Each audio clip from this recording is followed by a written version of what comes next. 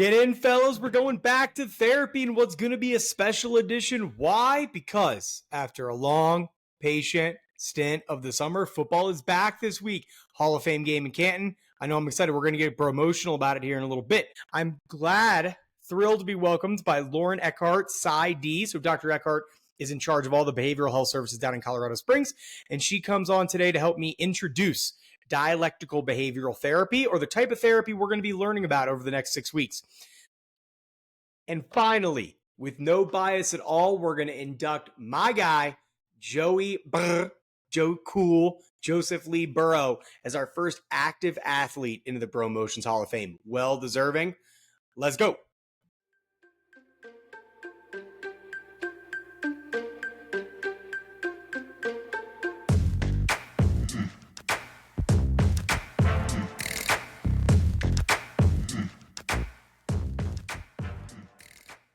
Hey everybody, thanks for joining me for the episode. I'm really excited about the start of DBT block. A lot of useful stuff going to be coming your ways in the next few weeks, including a lot of skills to help when your emotions get big, things that I knew have helped me a lot since I've learned over the last few years. But first, something that we do want to have big emotions about, and that is the start of NFL football, baby. Let's go. It's been a long wait over the summer. The Hall of Fame game in Canton, Ohio, birthplace of my mother and half of my DNA, is in Canton, Ohio on Thursday night. Some people will say the preseason doesn't count. Some people will say that no starters at all are going to play in the Hall of Fame game. And to them, I say, that's a thumbs down with a big for all you listening and not watching. It's great. I love football. We love football. This is going to be a pro football podcast. I'm sorry for those of you that aren't in. We're still focusing on feelings primarily. And as a result, we're going to talk about this football, sports in general, is maybe one of the only other places that men are culturally sanctioned to have emotions, right? So I asked few of my fantasy football threads today to name the emotions that they are feeling based on the upcoming football season and the fact that football is back. So responses I got: jazzed, hyped, relieved because baseball's boring, thrilled, nervous, that person is a Jets fan, cautiously optimistic, that's me, because that's how the Bengals feel this year. We got Joe and Jamar. We're ready to go, boys. And it's really exciting. So just another PSA for men in general, because I know we have a very large female audience too, which I'm extremely proud of. Thank you all for being on this ride with us. Fantasy football. It is the most emotional that many of my friends and I get. You're nervous, you're up, you're down, you're spending time on it, you're disappointed, you're excited, you're relieved. All those emotions come with fantasy football. The women in the crowd, I am sure you are sick of it.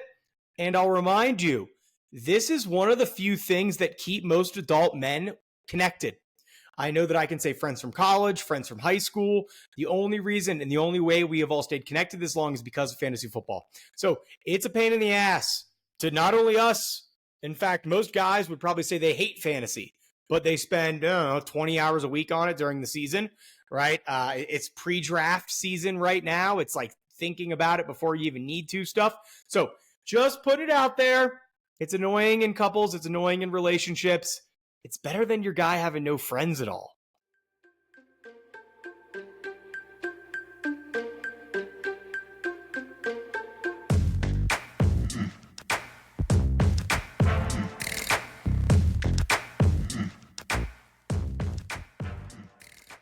Hey everybody, I wanted to do a quick trigger warning before we start the interview. This is going to be the first time that we talk about suicide or even self-harm on the podcast. Dialectical behavioral therapy, or DBT, that we're going to be talking about over the next 6 weeks is a miraculous form of therapy that was invented in the 80s and 90s when, frankly, CBT, which we've learned about, and psychodynamic therapy, which we will learn about, were not effective for the kinds of patients that we're going to be talking about. And those are people, again, really, really difficult patients who've struggled with trauma, suicide, self-harm, and those kinds of themes. So just if you're somebody who will struggle to hear that word, then I would recommend skipping this interview. We don't lay it on heavy, but Dr. Eckhart and I do talk about how serious these types of patients can get and why these skills are really necessary. You do not need to be at that level to benefit from DBT skills. You will hear me say how much I've benefited from learning them. You'll hear how much Dr. Eckhart does. They are helpful all across the map. Just wanted to give this warning. Thanks, y'all. Hope you enjoy the interview. Very pleased to introduce Dr. Lauren Eckhart PsyD. native of Georgia, and unfortunately our second UGA Bulldogs fan, as guests on this podcast. She did move up north, get her psychology doctorate from LaSalle University in Philadelphia. She's joining because she is the clinical director of mental health services at the Children's Hospital Colorado branch in Colorado Springs. It's about an hour and a half south of here. It was also the setting of the 6 Schizophrenic Brothers content rec from last week. In her free time, Lauren enjoys time with her 8-year-old daughter and 11-year-old son, namely, check this out, making 3D cakes. Cake Boss stuff. Yes, they are all cake. Lauren, thanks for joining us. Yeah, it was great. I'd put out a call to any mental health people in the Colorado University system. And Lauren, we'd actually never met. We didn't overlap in time. She just said, I love this concept. I've got a husband. I've got a son. Let's get them learning this stuff. Sooner rather than later, right? I know you work with young kids, Lauren. I've talked about how important it is to get this stuff in school. So Lauren, as part of her specialty in the types of therapy she enjoys, we're starting into a 6-week block for what's called dialectical behavioral therapy. All right, DBT is how we're going to refer to this fairly often. This is going to be in 6 episodes because that's how it's taught when you're teaching this to patients. It can go in a bunch of different ways. You can do this as an individual therapy with an individual therapist. It can be in a group setting. And I actually taught this as a group with both teenagers and their parents. Specifically, the lessons that we're going to learn today is going to be an introduction to DBT. Where does it come from? How do we use it? And importantly, what do we need to know? How do we need to think in order to benefit from DBT? It's a big shift in our framework for most people. 5 modules after that. So 5 weeks following this: mindfulness, distress tolerance, walking the middle path. So we're always coming from sides, black, white, down to gray, right? That middle path. Emotional regulation and interpersonal effectiveness. So how to communicate and get your needs met. It's going to be a unique concept for some people. So that's the way it will go. I will also just say, before Lauren tells us what the benefit of this is, how we use it clinically, that I taught this stuff and I did the homework every week while I was teaching this group. Anybody here who knows me, not always a sound mind like any of us, right? I benefited tremendously from learning these skills, and I think all of you will too. So today we're going to cover the background and origin of DBT. We're going to learn the assumptions that DBT asks you to work with so that you can best incorporate DBT into your life, and then also understand some paradigm shifts in thinking that are going to be necessary for, again, you to use this effectively. How do you, Lauren, find yourself using this in clinical practice? What do you like about DBT? Yeah. So I think DBT is something that I wouldn't have thought about when I first went to school. I did a lot of CBT, which I know you guys have talked about before. A lot about the CBT triangle last few weeks. And the CBT triangle is awesome. It really is. It really breaks down things really well for some folks. But what they were realizing in like the 80s and 90s is that wasn't cutting it. And it really wasn't cutting it for people that were really suicidal. People that thought about killing themselves, not just once in a blue moon, not just once a week, not just when they were drunk, but like every day, all of the time. And it was really, people were reporting and were talking about how, it feels like you're not hearing me. It feels like you're not taking me into consideration. It feels like you're not there with me. You're just giving me this triangle back all the time. And you don't get me. Totally, Lauren. I'm going to pit stop real quick. This is the first time we've thrown the word suicide out on this podcast. And hey, we're not going to shy away from it. It's a very real topic. And frankly, people struggle with suicidal thinking all the time. So this is what this therapy is about. We're not going to consistently talk about suicide or suicidal thinking, but this is where this came from. And that's a great point, Stephen. These people were scaring therapists off. Therapists didn't know what to do with them. The people didn't feel like they were getting help, and everyone just felt stuck. Still kind of do, right? People who struggle this much still kind of do scare therapists off. Yeah. But there was nothing that worked with this group until a woman named Marsha Linehan, who was also a psychologist, was like, you know what? I want to do this different. I want to do this better. And she went and she traveled and she studied and she learned about mindfulness and she learned about how other cultures communicate. And she brought it all back and stuck in a bunch of things that are going to sound a lot like CBT, but then she stuck in things like mindfulness, like we already said, and things like validation and how to hear somebody and how to reflect that back to them and not just always come back to those thoughts, feelings, and behaviors. So she started doing it with these highly suicide people, and people actually got better. So this group of people that didn't get better, that just got worse, that ruined relationships, ruined, their lives, ruined their jobs, literally ruined everything, started doing better. And so Yeah. then more people started using it, and we learned that it works all the time. Developed into so our training over these next 5 weeks, training classes, episodes, whatever you guys are calling them, sessions, right? Come from two main books. So I'm using the book that I use to teach the course with the teenagers, and Dr. Eckhart, Lauren really likes this adult version. You can see Marsha Linehan's the homie down here. So these are both very commonly used in practice. And again, they've been adapted for individual, group type sessions. To the course I taught was weekly for 6 months, y'all. So we're going to cram this into 6 weeks. If you want more resources, we're going to put it in the link tree and stuff. Holler at me if you want more practice. And they do it in all sorts of places too. So I know you did it in a hospital. They do it in regular counseling offices. They're doing it in schools now, because these skills are skills that we all need. And, Stephen, I know you said you did the homework and it helped you. Like, you mentioned I've got 2 kids. When they're getting me riled up, distress tolerance is what I go to because it just makes sense. As this overlap, right, we talked about in the 5 books last week, that whole brain child, it's basically validation, and then it teaches you the science of what validation does, right? So we're going to talk more a little bit about validation. It comes up again in a few weeks. Guys, it's going to come up like it really should every episode, right? It's the mantra for how we should communicate with others. But just kind of pointing out, right, that this stuff, validation is going to work in your romantic relationships, with your bosses, with your kids, all over the map. You're not going to escape that one. So you might as well just give in now. Yeah. And so that gives you the idea, right? We're going to take people who generally, and you've heard me refer to this, are not functioning well. Functioning means socially with their relationships, friendships, romantic relationships, parenting, or their occupation. So that's either being a student or in the workplace, right? So social and occupational functioning, that's the term we're all designated to use, Lauren. These are people who are not succeeding in either. So Lauren referred to kiboshing relationships, not getting where we need to go, challenges all over the map. So you're going to see this stuff's going to be helpful all across the board in your life. I think what's really interesting too is some people can hold it together in one setting. So maybe you can look okay at work, but you might be bombing at home. You might be bombing with your friends. So it really is kind of interesting.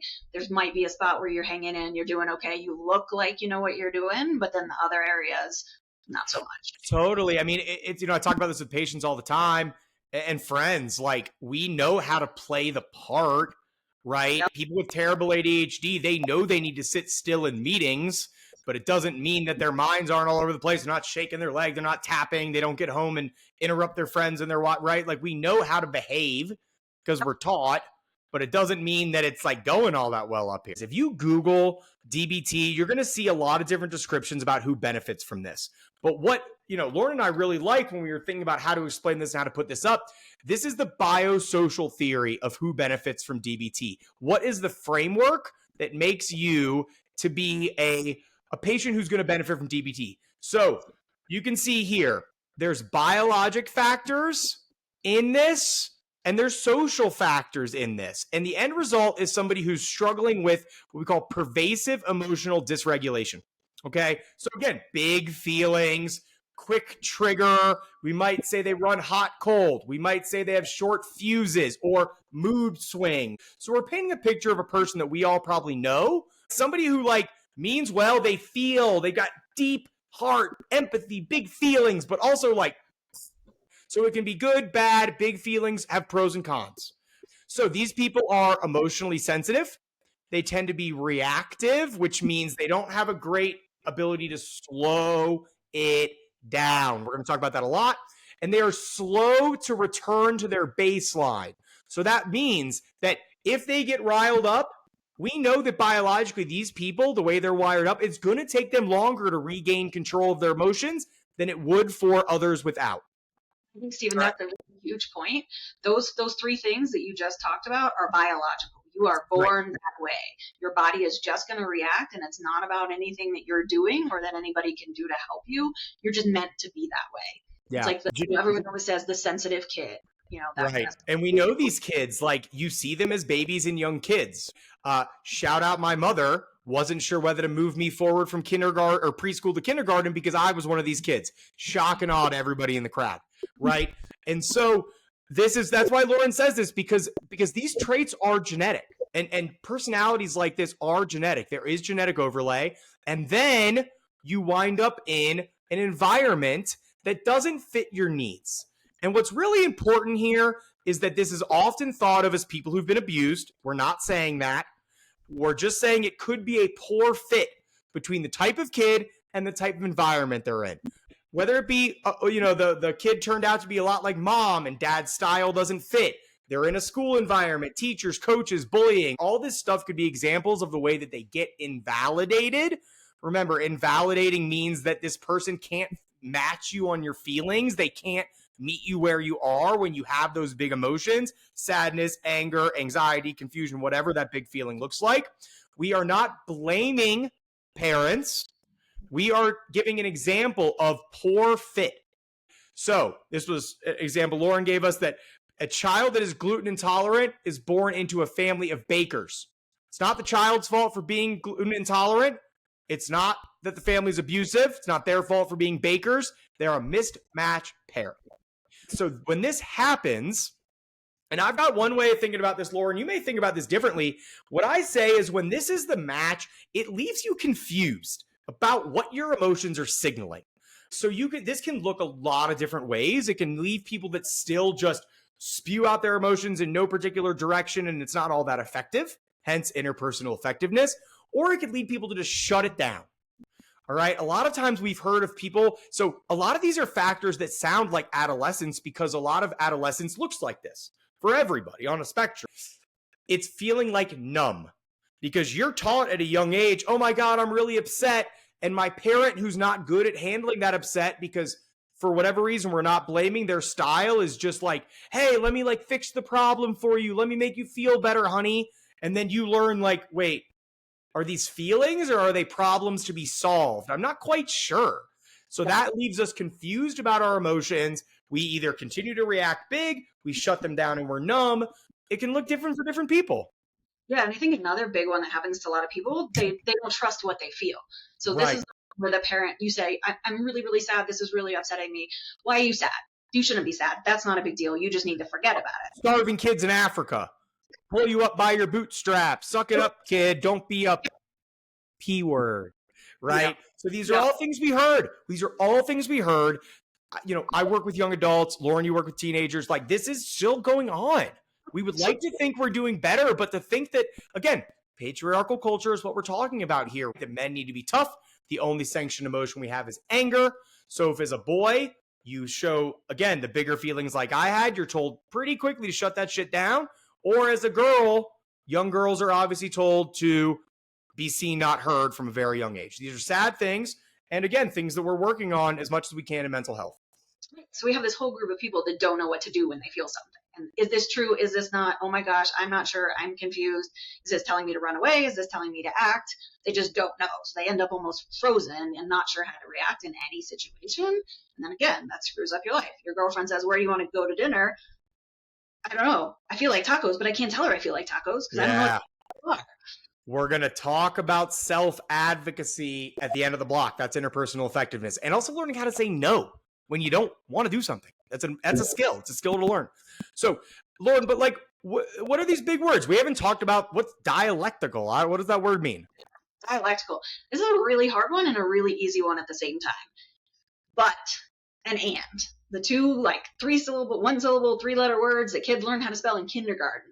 But that's the core of this. So dialectics is the idea that two things can be true at the same time. So it can be hot outside and cold outside. Not the best example. But so my son is about to start middle school. He's excited and he's terrified. Both of those are true. And it's okay for both of those to be true. So when we talk dialectics, we say, I'm scared and excited, not I'm scared but excited.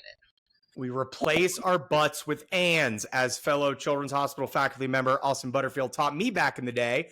Been doing it ever since. Honestly, it annoys the crap out of people, and they know it's right. Caught myself. When I think about this with parenting, the best way I explain replacing your butts with ands, Lauren, is if we're facing a challenge and a parent is facing a challenge with a kid. Listen to me, everybody. You've done this either with your friends, your kids, your romantic partners. This is really hard, but we have to do it anyway. Stop. Anything you say before the but disappears in the ears of a kid, or it disappears in the ears of an emotionally overwhelmed person. Okay? If you say, this is really hard and we have to do it anyway, that shows the person across from you that you understand their experience. You're here to support them, and that they're going to be there with this hard experience. Validation. Right. So we're validated. And so that is so important. If you learned anything from this episode, it's replace your butts with ants. Always. And that's honestly, it drives everybody crazy. It's a really hard thing to do. Really hard. And it's really important because we all learn grammar growing up, but. Yeah. And then you don't have to worry about whether you put a comma there or not. It's just and. Also true. Saves your grammar check and your spell check. There you go. And then what's interesting too, Lauren, and I will knock these out together, is DBT, like I said, asks you to make assumptions, which we don't like making assumptions, but these are assumptions or truths that we're going to hold about the people we're working with in order to best benefit from the skills of DBT. Yeah. So again, we don't usually make assumptions because we all know what happens when you do. That's out of you and me. This is a place where we have to. And not only does this help us think about who's going to benefit from this treatment, but this also helps us in our own lives. So when I'm coming home after a long day and my husband's at home and the kitchen is still a mess and I want to react and I want to have that big feeling, been like, you've been home for an hour. What the hell are you doing? I've got to assume he's doing the best that he can. Because I don't know that the second he hit the door with the kids, they had some big feelings. And he had a fight he had to break up, and he had to put people in their rooms, and he just hasn't gotten to emptying the dishwasher yet. If I come in with this idea that he's lazy and a bum, not going to work out well. So DBT asks us to assume, A, that people are doing the best that they can with what they have. So these people with these super big emotions that are really reactive, that are yelling and screaming, physically fighting with us, pushing us away, doing everything they can, that's the best that they can do in that moment. That's the only thing that they know to do. They're that sensitive, reactive, slow return person, and that's the best they got. They could do better. Building this into my life it's really, really improved what used to be my favorite thing in holding grudges, right? Yeah, sure. Because then this is an empathy boost, guys. People are doing the best that they can. That if you can work with that, not everybody has the same IQ you have, EQ, money, history. So the person across from you, especially if it's a stranger, a coworker, somebody you don't know as well, you don't have any fucking clue what they're going through in that moment. So if we can really sit with this person doing the best they can, then we don't get as angry. You're not like, oh, this motherfucker's trying to cut me off. They're trying to take from me. You can roll through everything easier if you assume that people are doing the best they can. And not only do you not have a clue what they're going through in that moment, but you don't know what happened to them before either. And you don't know that they were abused. And you don't know that this person just walked in smelling like that guy that did that awful thing when they were 13 and that they're now in a panic mode. But you need them to get you that information for that meeting in 2 minutes with the boss, and they're frozen. Yeah. They're doing the best they can just to live in that moment based on what's happening to them. Here's the and. They're doing the best that they can, and everybody always wants to get better. There's always something that everybody is working on. I don't think I've ever met a single person that would tell me, I'm perfect, I have everything I want, I can do everything I want all of the time. Like that's just bullshit. And if they're telling you that that's true, then they're lying. And if you've met them, can you get them onto the podcast, please? Because I assume, like anyone else, they're not perfect and they have plenty to learn. Yep. So do the best they can, and we want to improve. So on that improving part, people have to learn new behaviors in therapy, and they have to learn it in day-to-day life. This is one of the hardest things, I think, about being a therapist, being a psychologist, being anybody that works kind of like one-on-one or like in a group with kids, families. You can practice the skill all you want in your tiny little 4-square therapy office once a week. And you can do it, and the kid can do it perfectly, and you can role play, and you can make them angry, and you can do all of the things. It doesn't matter if they can't take it out of your 4 walls. Have to do the homework, people. We're going to assign homework in every episode of this block. Take it or leave it. But hey, if you want a gold star, you're free to email the pod or send us any messages. I'd be happy to grade your work if that will make you feel better. All right. I did the homework every week when I was teaching this class for 6 months. And it's important. We called, guys, we remember the first episode, we called therapy the laboratory or the gym, right? The therapy, the therapy session is when you learn the skill. But if you don't do PT or you don't do your exercises all week, then that one time a week is just not going to be enough. We learn, we hone them, and we get feedback from the people in our lives. Absolutely. And I think a really important part of that is you do it in the situations when they're actually happening, and you do it when you're actually pissed off. Yeah. In real life with the real thing that's happening. Because I can do it when I'm calm. I can do it easy. I can sit here and talk to you about deep breaths. But in that moment, when I walk through the door, when the dishes aren't done and the kids are running amok, deep breathing is out the damn window. In this Manly Man's podcast, Lauren, we're going to refer to coping skills as survival skills because we wanted to find a twist. But guys, DBT is a lot about coping skills, because if we're in the midst of having a big emotion, then we can't use our higher level skills. Like those CBT skills we learned before, if you're freaking the fuck out, you cannot use those. You cannot make good choices and evaluate the thought, feeling, behavior. You can't make a pros cons list. You're just going to act impulsively. You're going to scream at somebody. You're going to cut that driver off or get in an accident. This is what we're working on, slowing it down. So Stephen, can I sneak in a touch of bio and go us back to that first assumption that people are doing the best they can? When you're freaking the fuck out, if we talk about brains and we talk about kind of your frontal lobes, that's where all of those skills Stephen was just talking about. Before and after, consequences, if then, problem solving, reasoning, that's all in that frontal lobe. So like here and here. When you're in that freaked out moment, that's your brainstem. All you can do in that moment is survive. All of the connections to that front part of your brain are gone. In psychology, and when I teach this to my kids and my teams, we call that lizard brain. So that's your lizard brain. All you can do in that moment is be a lizard. Yep. I'm just showing shout out. We did this last week. So I don't know who did the homework and read their books already. It was 5 books in a week. That seems like a lot, but that's exactly, we learned upstairs brain and downstairs brain. And Lauren, it's right, because we're going to learn this over and over, is that our emotions are impacted by our biologic systems, the brains, to control our feelings, but then vice versa. The way we feel and the things that happen can also impact our biology. We learned that with Body Keeps the Score, and we're learning that more and more with research. So you're right that these skills are allowing you to calm down your fight or flight response and to then use literal higher level skills. Higher, right? Yep. And that explains why we have to assume that people are doing the best that they can. If they're coming at us like that, that's because they're in their brainstem. They can't do any better when they have the functional capacity of a lizard. They just can't. I like this one too, because the kind of people who end up in DBT, again, this should be everyone, just saying who makes it into our offices, consider themselves failures a lot. So we're going to roll with the assumption that people cannot fail.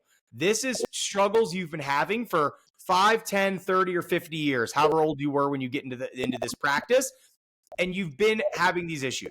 So if you're practicing them and you don't do your best, or you don't work the skill in perfectly, it's okay. You did not fail. We are always learning. We're always growing. We're always trying. Yeah, because these are people, honestly, that have been told, not just by the people in their lives that they're failures, but by therapists. Therapists fire people, which is shitty, but they fire these clients because they don't do homework, they don't do their skills, they don't call in, they don't do the things that they're supposed to.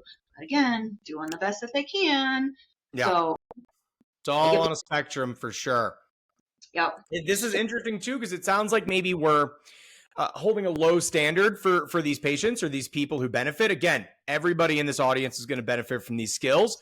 People may not have caused all their problems, but they have to solve them anyway. This will feel really good for the men in the crowd who don't want to be babied or pampered, that we can understand the why. And a lot of people come to my office just to meet a psychiatrist because they want to do like the Freud, where do my issues come from? And I'm like, bro, it doesn't fucking matter where your issues come from. You're not doing well right now. So we're not going to mess around with psychoanalytic, turn your back to me and free associate on the couch. We need to figure out how to solve your problems right now. And that is what DBT does. You're going to get a big set of skills to help you fix the problem. Less insight building with DBT, more problem-focused skill benefits. Yeah, with added twist that CBT missed that first time around with these highly suicidal folks, validating.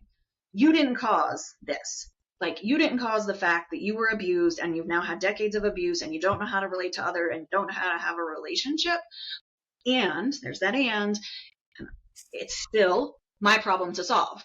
My dad, my mom's boyfriend, my whoever did what he did to me all of those years ago, but he isn't here now. He isn't going to fix it. I got to fix it. And if I want to get to where I want to be, I have to be willing to put in the effort. And that's where we go from this kind of softer stance, lower standards, everybody gets a trophy sort of mentality to step up, do the work. Not all your fault, and you still got to show up and put in the effort if you want life to be any better. Remember, the main theme of DBT is going to be everything's on a spectrum, guys. It's funny that in the biosocial thing, it says we're not talking about abuse. Lauren, why do we keep referring to abuse? Because on one end of the spectrum of how this looks, it's people who had that abuse, guys. And I would imagine anybody listening to this podcast is not going to be blinded to the world and how hard and how rough it can be, especially with kids. It's been like that for centuries. This is not new. So it keeps coming up because Lauren and I are used to working with kids. If they get all the way into our office, these teenagers, these young adults, or heck, even like 30-plus-year-olds who haven't worked through it yet, if they're getting all the way to us, they probably have had something big and bad happen. Not always, right? I'm happy to see people who it was just, again, a mismatch of temperament, a father or mother who didn't match them appropriately. It's great. That's over here on the spectrum. People are functioning much better. They're probably married. They're probably holding on a job. Over here, we're talking about people who might not have stable housing. They might be incarcerated. They're probably in and out of inpatient psychiatric units because of the suicidality. So I just wanted to jump in there and say we aren't saying that this only benefits people with abuse, but this was built for those most difficult cases. Absolutely. But to bring it back to your point earlier about holding a grudge and assuming people can do the best that they can, like I might not have caused the flat tire I got. I might not have caused my boss treating me like shit the other day, but he treated me like shit the other day. He just gave me a deadline that's 5 days sooner. I didn't cause it. I didn't do it. His wife, whatever happened to him, but it's now my problem to solve. I've got 5 less days to get this report ready than I thought I had 5 days ago. So this stuff comes up all of the time, even if we're not thinking, abuse, therapy, relationships, like it's the day to day. Car gets a flat tire on the way to work. You weren't the tack that caused it. You didn't drive through a construction zone, but you still got to fix your flat. And if you don't fix your flat, you're going to destroy the frame of your car. You're going to screw everything else up. I don't know cars. So totally. No. It's hey, makes sense. Your axles, blah, blah, blah. I don't really know either. Richie, you're probably our car guy. So this also makes this point, right? Like, again, people need to do better, try harder, and be more motivated to change. So at the same time, we're going to assume that people are doing the best they can. And if they're not doing great, we might need to have them try harder. And that is okay. We are asking and both of those things, that we can hold those for people that, if they're not doing as well as they should, we have work to do, and there are ways to benefit. We don't want to give up is what this says, is we're not going to give up on anybody. Absolutely. Yeah. And then the last one is, again, another blast of empathy.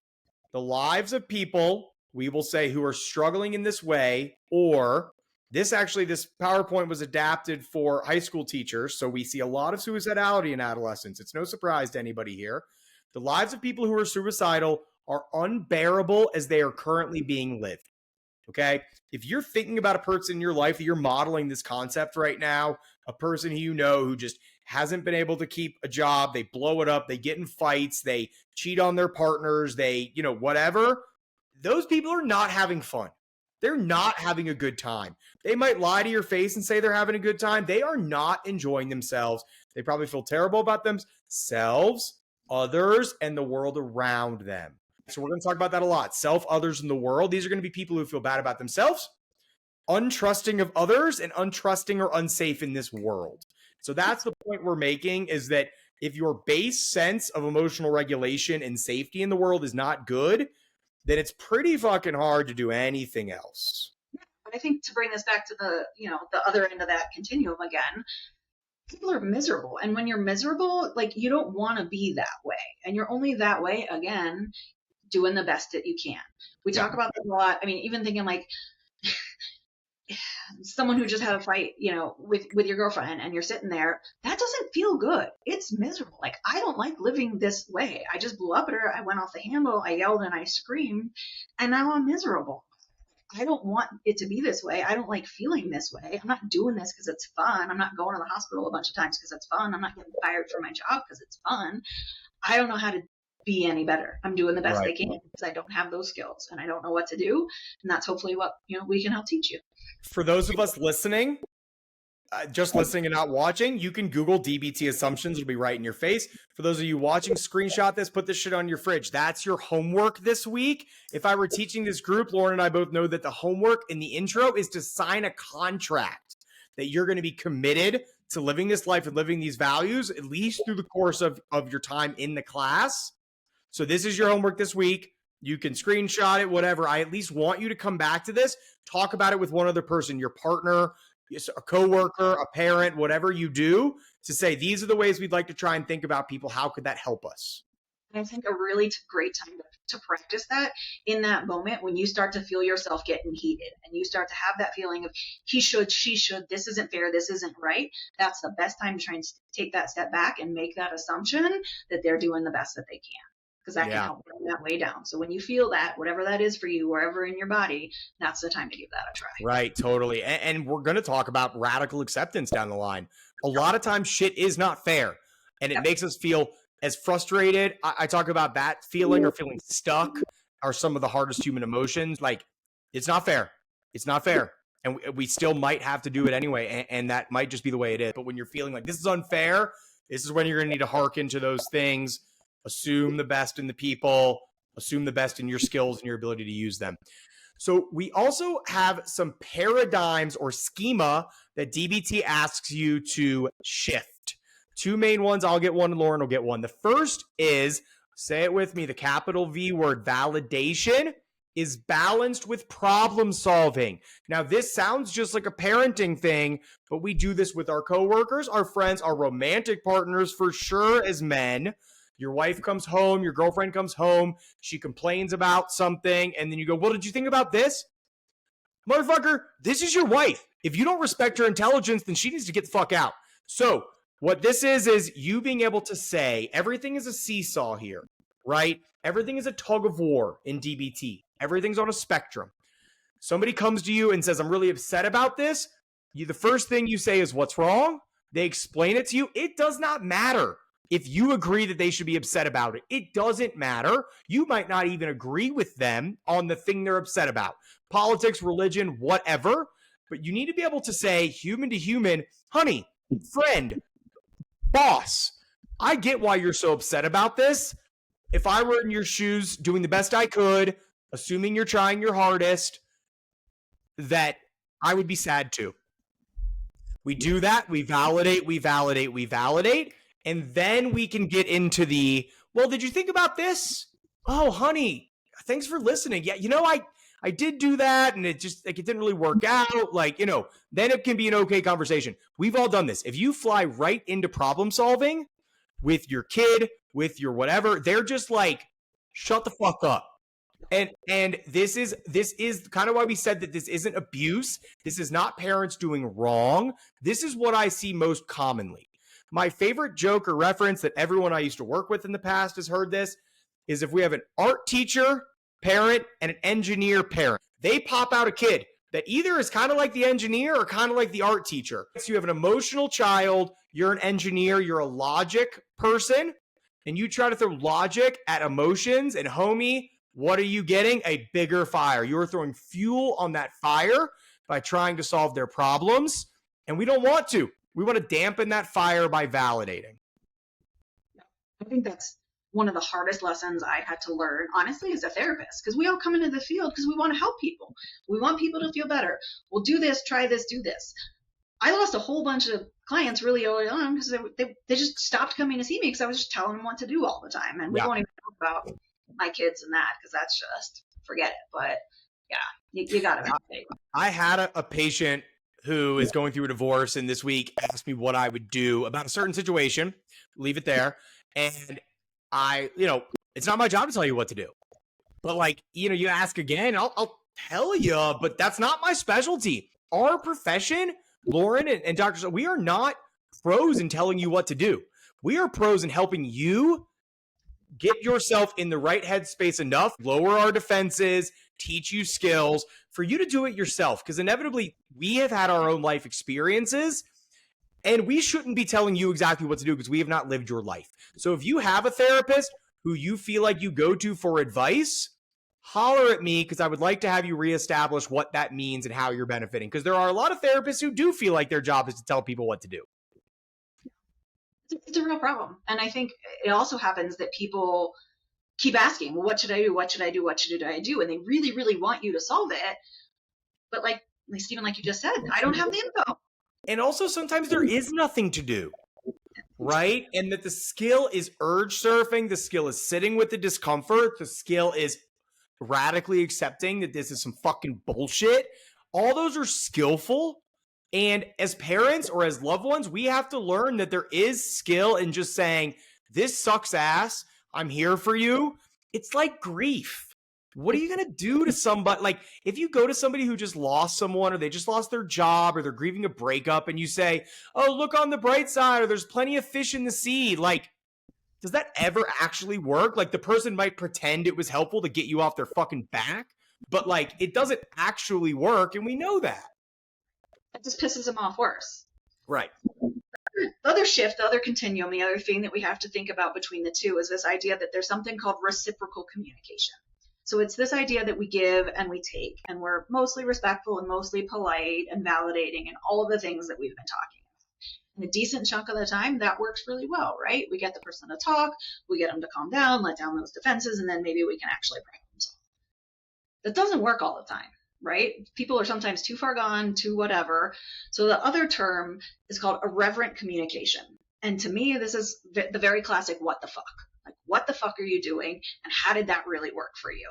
So you think about, your partner that just blew up at his boss, lost his job, is coming home, complaining about it. And you could do really nice. Like Stephen just said, I'm really sorry. I can totally get how you would feel that way. I would feel that way too. But is that really what we need in the moment? No. In that moment, well, what did you think was going to happen? Yeah. Come on, dude. Like, what the fuck? What the hell? What were you doing? What were you thinking? Because if we're always all one and we're always all the other, it won't work. And again, that seesaw continuum, we've got to figure out ways to shift back and forth between both ends, depending on who that person is and what they need to try and get that best match that we've been talking about. And that's what's cool about DBT is that it allows roles for both of these. Depending on your relationship, like Lauren said, depending on the role there's a role for what the fuck, man. It's not all the time. It's not maybe when that person's worked up in certain ways or they're unsafe, right? We validate.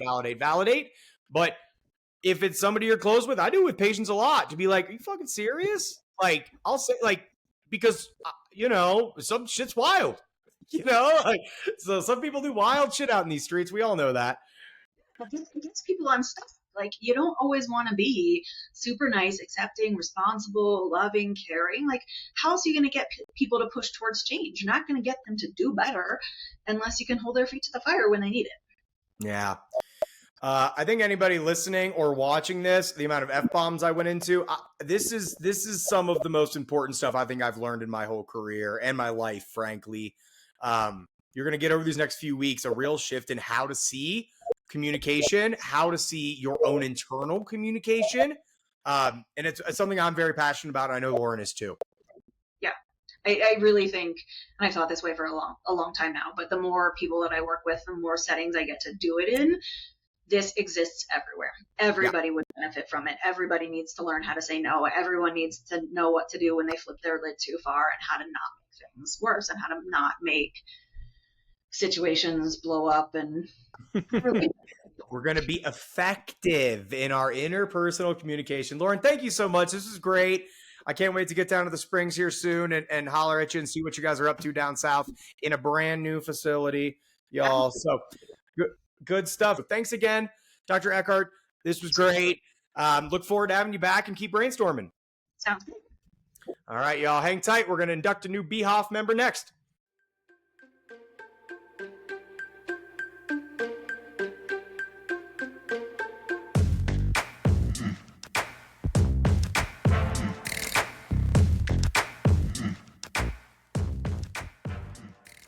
It is an honor, nay, a privilege, to induct the man, the myth, the legend, Joe Cool Joseph Lee Burrow into the Bromotions Hall of Fame. You might be thinking he's young. Could his body of work really deserve such a high honor? And I say yes. He's been proving this since a very young age. Born in Ames, Iowa, and raised in Athens, Ohio, where his father was a football coach under Frank Solich, so hence the move from Nebraska to Ohio. Joe has been a leader of men since a very young age. Everyone knows that he ended up at Ohio State and then transferred down to LSU to finish his college career, where his athletic success really took off, and then was drafted number 1 overall by the Cincinnati Bengals. Joe's first emotional moment, his first positive bromotional moment, happened while he was accepting his Heisman Trophy. If you recall, Joe openly wept during his acceptance of the Heisman speech while he was talking about the poverty and food insecurity that happened in his hometown of Athens and in Athens County. Having gone to school there when Joe was in high school, his reputation was amazing. I was living in Athens and went to some of the games. And he's right. The Appalachian Mountain region of a lot of the nation, and definitely in that Southeast Ohio, is extremely poverty-ridden, and really the food insecurity is important. And as a result, Joe has really designated all of his charitable work in the NFL to 2 main foci. 1, food insecurity in that region, and 2nd, donating it to mental health services across the state and mainly in Children's Hospital in Cincinnati. So Joe, big advocate for mental health. Again, there's work to be done when you are considered so calm under pressure. We can assume that he does a lot of good work on his own. And he's also been more vocal and more out in the media this year. We might have all seen him being a model at the Paris fashion show where he had that jacket on with no back. It says a lot about a person, right? They're not going to be worried about somebody teasing them. They're not going to be worried about sticking to certain male expectations. If you're going to be a fashion model, that sounds pretty cool. Seems like a guy who's pretty comfortable with himself.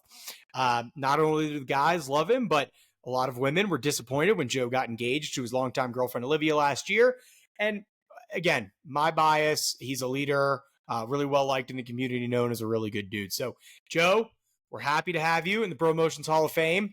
Like I said earlier, I'm cautiously optimistic. Let's get back to the Super Bowl, baby. All right, we'll cite our sources next.